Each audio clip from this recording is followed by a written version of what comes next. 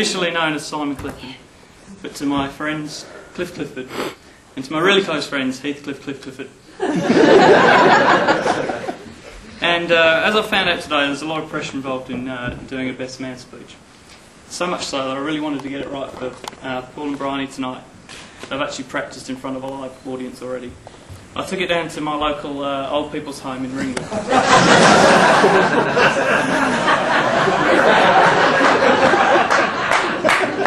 And they thought it was hilarious. Well, they all pissed themselves anyway.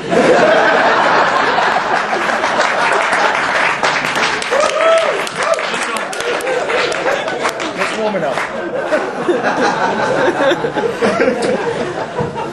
Seriously, I'm actually absolutely stoked to be here tonight. Paul's explained why. Stoked to be here tonight to celebrate the commitment that Paul and Bryony are making to each other. And you'll agree they both have looked glowing all day and look dashing in their wedding attire. Unfortunately, Paul managed to copy my outfit, but that's okay. And as Paul mentioned, the bridesmaids look gorgeous and stunning, and I believe there's a couple of single ones here, so any single guys out there, I know there is a couple, quite a few. Good luck tonight. You know, a wedding's a good time to pick up.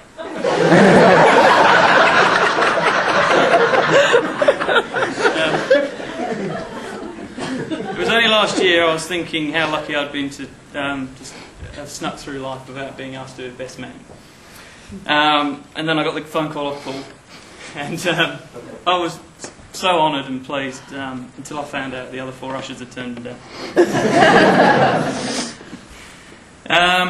As Paul mentioned about the stag do in Barcelona, I was rapt to be part of it and to surprise Paul on the day.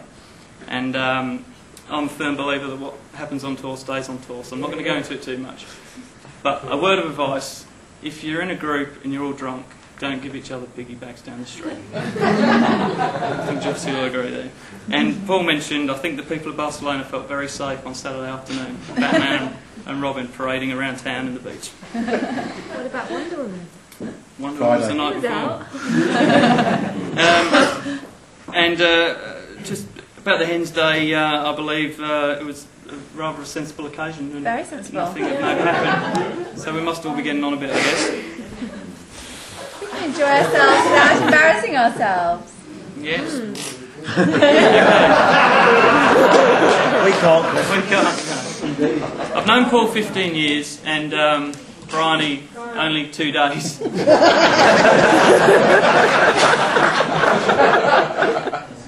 But judging from what Paul's told me and the impression she's made on me in those 2 days, she's clearly a dynamic lady, and who's definitely stolen your heart, Paul. So maybe that was from all that African bum dancing that I've heard about, or it might have just been Paul's natural charm.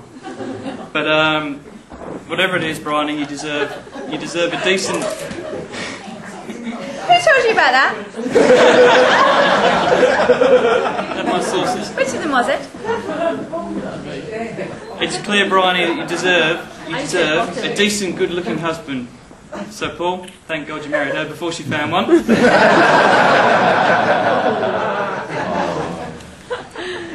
Now, just for a little bit of history, even though Paul studied geography, we met in '93 when Paul had a lot more hair.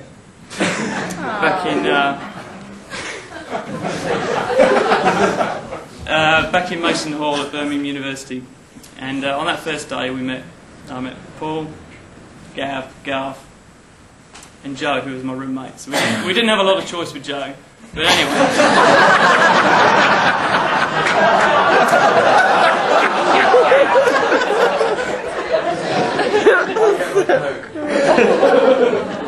You have longer. And there was also a guy called John Madison, who got nicknamed John Maddywank. He turned out to be a bit of a tosser, so we don't talk about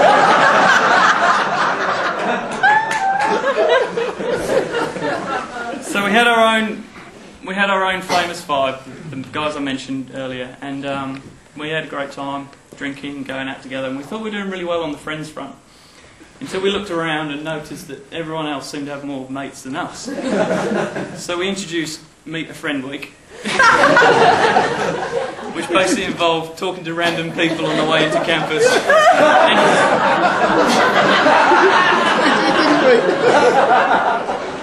And going up to strangers in the bar, which was quite amusing for all involved, I think. And I think that maybe that was where Paul met Anthony and John Pegg.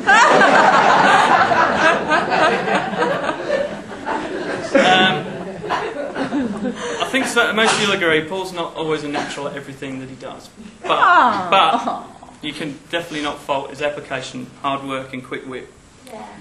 While we were all playing corridor cricket at uni, Paul was studying hard in his room, and he got his 2-1 in geography, and then made the obvious step into banking and finance. But we do have a global economy, so... there's also the DAX and the CAC index. I thought there was a joke there somewhere, but...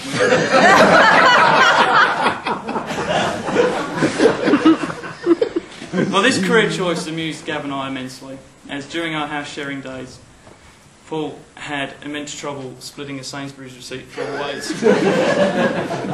And if there was a gas bill involved as well, he had no idea and had to hand it over to one of us. But he's clearly done something right as he's progressed up the ladder at Royal Bank of Scotland, and he's now parading around in his Porsche, and Gav and I are still driving our family estate. So. Okay. I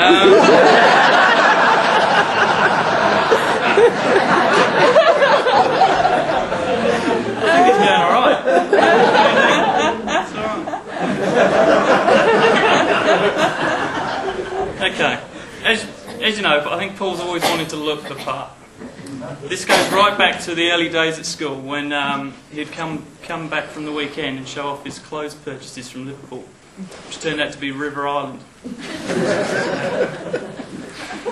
And then there was his obsession with Ralph Lauren clothes, which I believe helped him get in with the sailing crowd. All was going well there till him and Rob capsized and gave up. And we can't forget the free dress days at high school when Paul used to rock up in his full-length Macintosh. Which I've still got.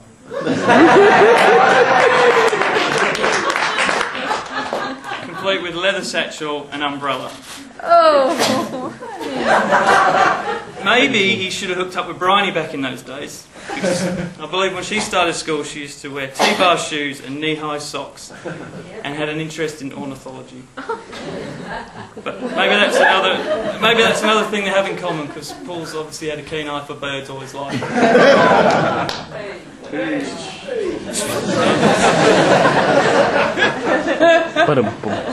Well, after university I married an Australian and moved to Melbourne. You probably couldn't tell that.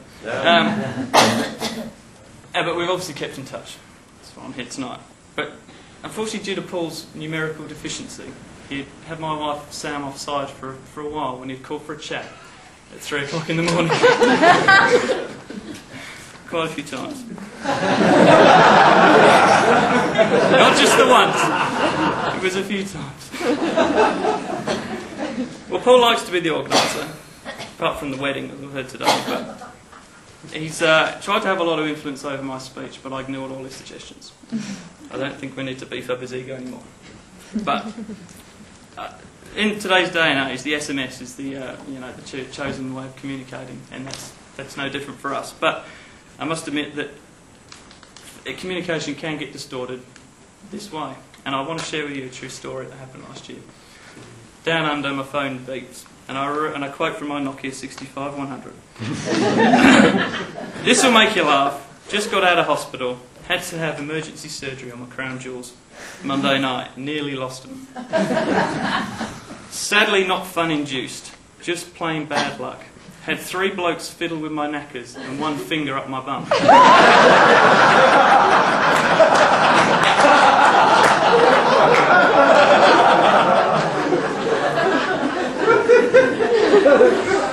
Look up testicular torsion, not fun. Couldn't believe it. One of my best mates had been taken advantage of. The only conclusion we could come to was that Paul had been squirrel gripped and gang raped on the way home from the pub one night. And half of Melbourne was feeling for